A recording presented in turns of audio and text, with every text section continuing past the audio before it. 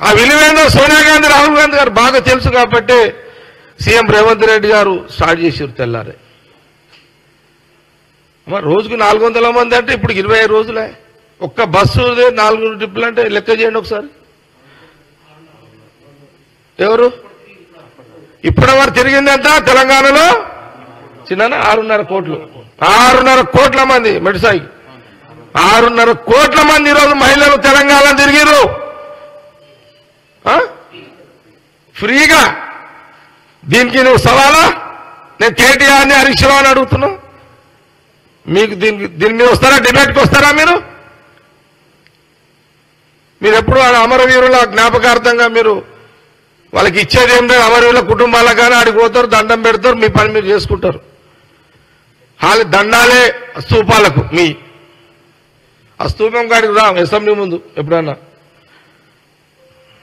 మా youth Congress NIC వాళ్ళు వస్తారు, వాళ్ళు చూసుకుంటారు మీ సంగతి అంతా.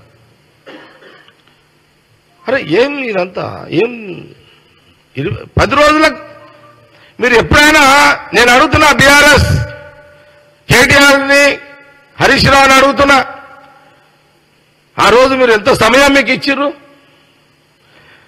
మీరు ఎప్పుడైనా బట్టి విక్రమార్క సిఎల్పి నాయకుడుగా మాట్లాడాలంటే ఎప్పుడైనా మైక్ ఇచ్చిరా? మీరు ఇవ్వలేదు. ఎందుకంటే మమ్మల్ని ఏం అడుగుతారో, ఏం ప్రశ్నిస్తారో, ఏం నిలదీస్తారో మీరు ఎప్పుడు ఇవ్వలేదు. కానీ ఆ రోజు స్పీకర్ గారు, మరి సిఎల్పి మా ముఖ్యమంత్రి గారు రేవంత్ రెడ్డి గారు మీకు ఇది డెమోక్రసీ, కాంగ్రెస్ డెమోక్రసీ, ఎవరైనా మాట్లాడుకోవచ్చు, మీరు మాట్లాడుకోండి అని మీకు మైకులు స్వేచ్ఛగా వదిలేము.